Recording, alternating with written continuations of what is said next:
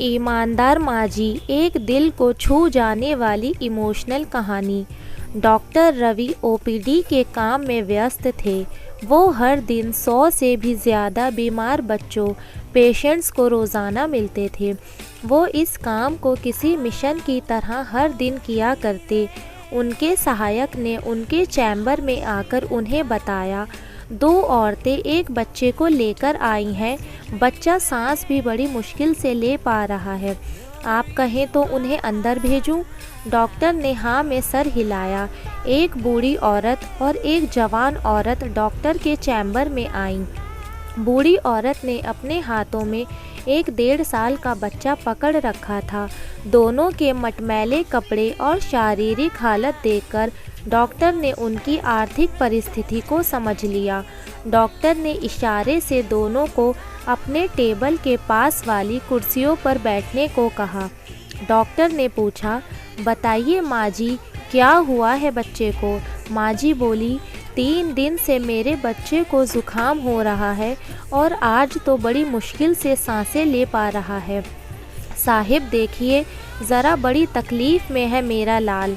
Doctor ने बच्चे पर ढके मैले कपड़े के टुकड़े को हटाकर देखा तो एक कुपोषण के कारण बहुत ही कमज़ोर, बिल्कुल हड़पिंजर सा छोटा बच्चा डॉक्टर को दिखा। बच्चे की आधी आंखें खुली थीं, हाथ और पैर के नाखून भी सफ़ेद पड़ चुके थे। फेफड़ों में तरल भरने की वजह से सांस लेने में तकलीफ़, ये सभी लक्षण निमोनिया के थे। डॉक्टर ने माँझी से कहा, देखिए माँझी, बच्चे की हालत बहुत गंभीर है। मुझे तुरंत शहर के बड़े सरकारी अस्पताल में दाखिल करवाना पड़ेगा। हो सकता है वहाँ पर उसे श्वास के मशीन की ज़रूरत पड़े। वह मेरे पास नहीं है, लेकिन उस अस्पताल में है। आप इसे तुरंत वहाँ पर ले जाइए।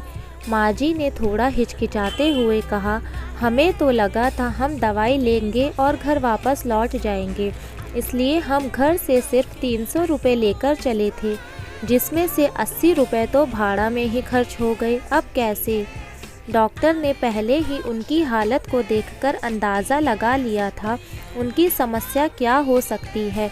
आप चिंता मत कीजिए माँझी, जहाँ मैं आपको भेज रहा हूँ वह सरकारी दवाखाना है और वहाँ पर गरीब लोगों का अच्छे से इलाज किया जाता है।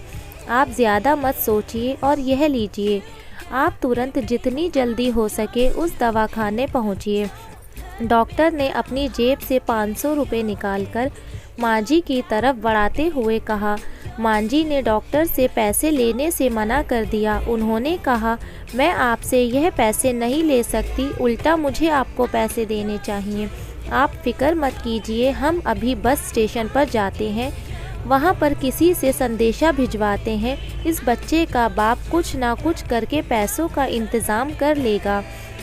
डॉक्टर को माँझी का ऐसा व्यवहार देखकर काफ़ी अचरज हुआ, क्योंकि उन्होंने कई ऐसे लोगों को देखा था जो किसी भी बहाने से पैसे छीनने को तैयार रहते हैं, और यह गांव की गरीब माँझी हैं जिन्हें पैसों की इतनी सख्त ज़रूरत है, फिर भी पैसे लेने से मना कर रही हैं। देखिए माँझी, समझने की कोशिश कीजिए, बच्चे की हालत बहुत गंभीर है।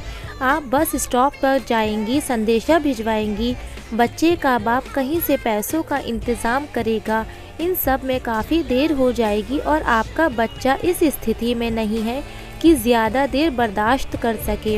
हो सकता है थोड़ा ही सही आपसे बाहर से कुछ दवाएं या इंजेक्शन्स मंगवाएं, तब आपको इन पैसों की ज़रूरत पड़ सकती है। अब ज़्यादा सोचने में समय ना गवाइए, और भी पैसों की ज़रूरत पड़े तो हिचकिचाइएगा नहीं, मेरे पास आ जाइएगा। डॉक्टर ने कहा।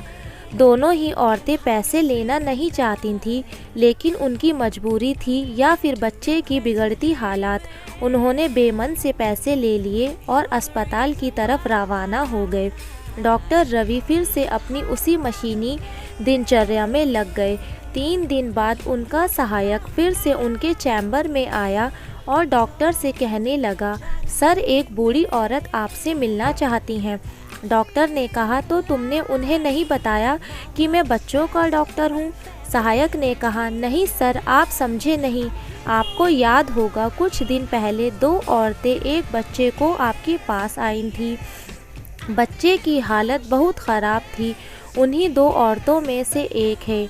डॉक्टर रवि अपने रोज़ के बिज़ी शेड्यूल के चलते इस बात को कब का भुला चुके थे।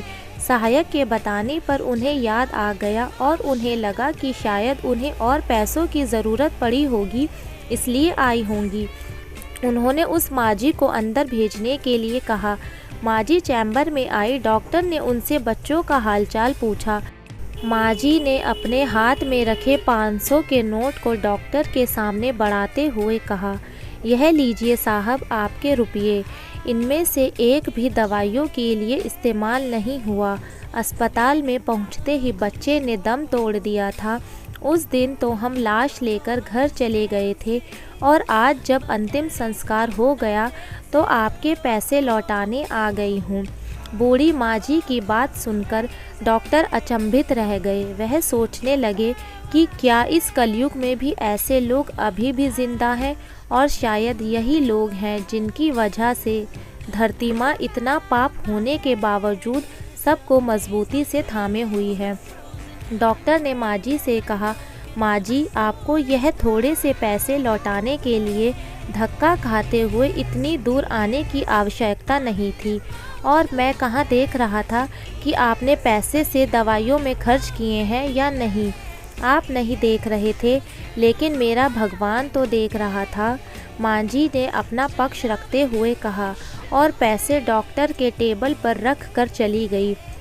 झुकी हुई पीठ के साथ चलती बूढ़ी मांझी को देखकर डॉक्टर के दिल में फिर ख्याल आया, पढ़े लिखे भ्रष्टाचारी लोग जो ईमानदारी की बातें करते हैं, उनका बोझा गांव देहात के इस अनपढ़ लेकिन सच्चे ईमानदार लोग उठाते हैं, इसलिए वो झुक गए हैं। दोस्तों, ईमानदारी पर दिल छू लेने वाली यह कहानी हमें सिखाती है कि पेट भरे होने पर भगवान की भक्ति और ज्ञान की बातें जैसे कोई भी कर सकता है, वैसे ही पैसे होने की ईमानदारी की बातें करना कोई बड़ी बात नहीं है। बड़ी बात तब है जब आपके पास सभी चीज़ वस्तुओं की कमी हो और फिर भी आप अपनी नैतिकता पर अड़े रहें। अगर आपको ये स्टोरी पसंद आई हो तो इसे लाइक करें, शेयर करें, कमेंट करें और सब्सक्राइब करना बिल्कुल ना